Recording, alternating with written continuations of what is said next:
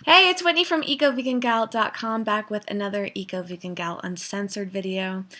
I'm so disappointed right now because I just recorded this 15-minute video that I was actually really happy with, and then I realized that my mic wasn't turned on. So I'm going to try to reiterate some of the things I was saying. I started it off talking about how thankful I was for all of your support, for those of you who've subscribed and watched the videos, and especially those of you who have written me a few messages. I talked about how I disabled the comments on these videos because I wanted to kind of protect myself in a way. I didn't want anything to stifle my comfort level and get in the way of me being open. You know, I get a lot of comments on my main channel. Most of it is really positive and supportive, and people talking about, you know, how the videos have helped them, but at least one video each time I would estimate gets a negative comment from, you know, sometimes a troll, or I don't know, people who want to specifically come and target me, or vegans or environmentalists or whatever, or just disapprove of what I'm talking about. And you know, I can let a lot of it roll off my back, but I can't say that doesn't hurt me entirely. So I just wanted to kind of protect this channel from that, because I don't want to like be discouraged at all from doing these videos. So for those of you who want to comment on anything, feel free to reach out. There are links down below to all the social media networks that I'm on. You can also email me, although it's harder to get a response from me that way. The best way is usually Facebook or Twitter. But if you follow me anywhere, I will try to get back to you. You can even send me a private message on YouTube if you'd like.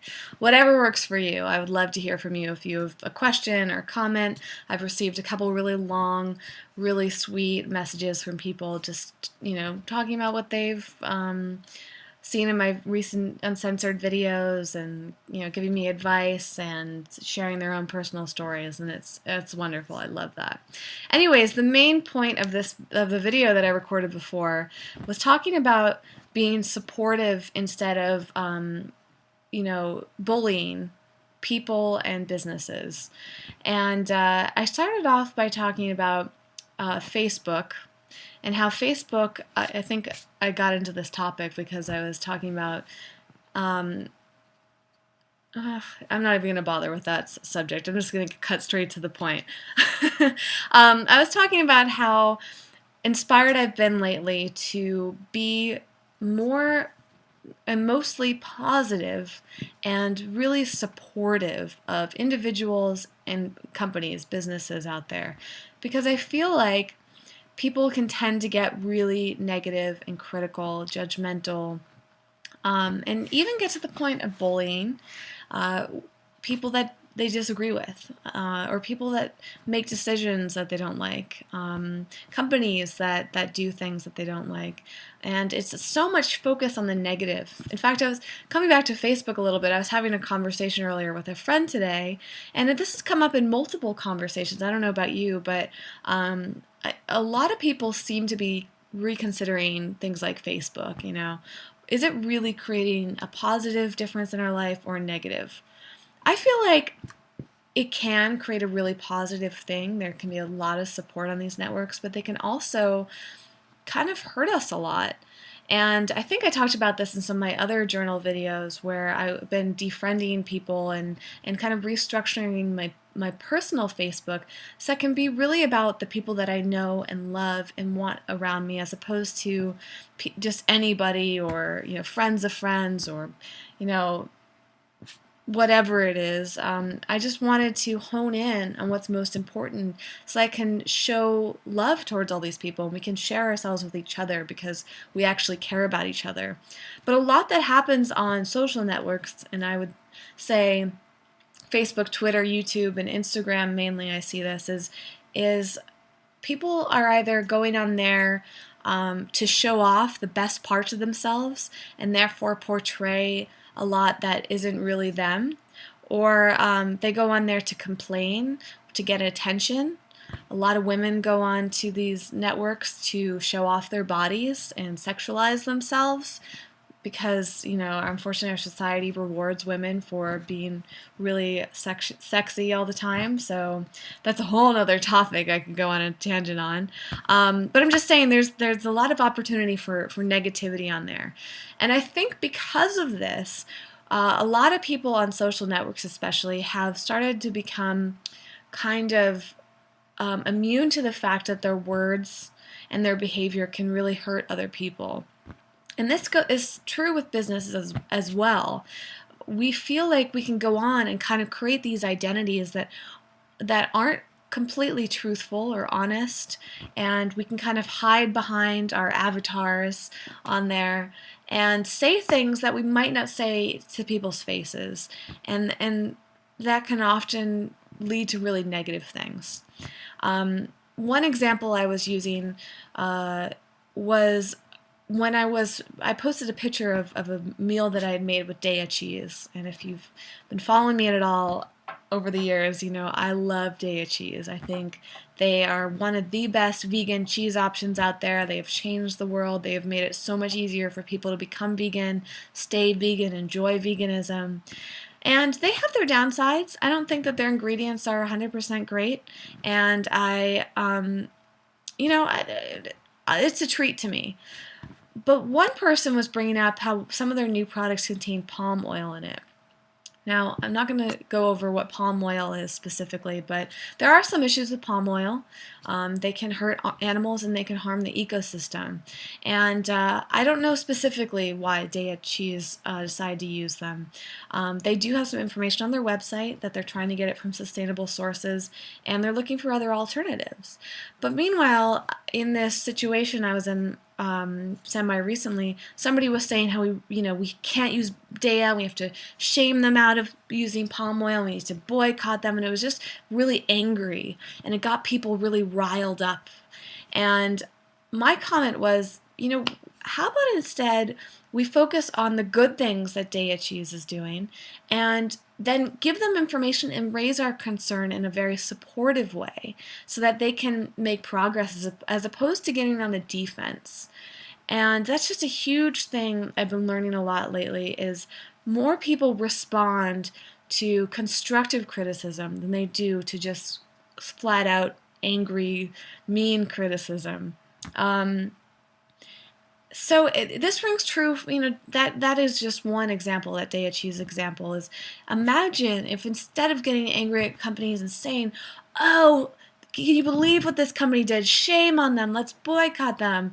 What if we presented some more options for them and did it in a very educated and kind way? We could probably make a lot more progress. Now, there's certainly some exceptions, and I'm not saying I'm perfect at this at all. I wonder about this at all, and I try to really monitor myself.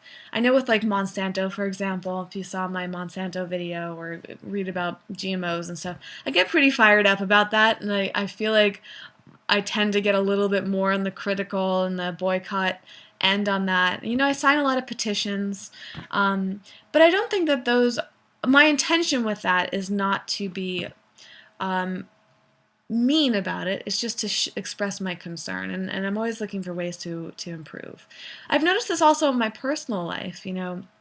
My mom, for example, I talked about this in one of my recent UnCensored videos, is how I get frustrated with my parents about their food decisions, and it's caused some tension. I've been living with them right now temporarily, and I get really passionate about it. I want to see my parents eating healthy and making wise decisions for themselves and the rest of the planet, and I don't feel like they always do.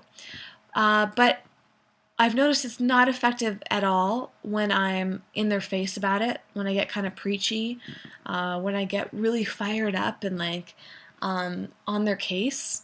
What is effective to them is if I present information, I show them options, I let them try things, and then I step back and give them time. And I've noticed that my parents will eventually start to make changes. Might not happen right away, but it'll happen. A perfect example is my mom bought So Delicious coconut creamer the other day instead of her regular dairy creamer because I had purchased the So Delicious for her and let her try it and encouraged her. And she opened up and she decided to buy it for herself, and that was really exciting. I'm sure all of you can relate, but I noticed a trend of people being really abrasive, and unfortunately, is a lot of non-vegans associate veganism with really being aggressive. And a lot of times, vegans tend to be aggressive and talk more about their feelings than they do about the facts. So for me, it's important to really step back, take the time to think about what you're going to say and how you're going to react, and come up with a really good presentation. Can you give information? Can you give examples? Can you do it in a kind, open, loving way? And can you be patient? Because there really isn't much of a rush. And unfortunately, with all these social networks, we're kind of encouraged to rush, rush, rush. And things like Facebook and Twitter are perfect examples. There's literally feeds of things going through. So you have to rush to type things out. You have to rush to read things. And that will start to happen in our everyday lives. And we just got to step back. A couple of things that would inspire me to start talking about this too was some quotes that I posted on the Eco Vegan Gal Facebook page that I want to read, just in case some of you aren't on there. One was, reiterates basically all that I've been saying, is treat people as if they were what they ought to be, and you will help them to become what they are capable of being.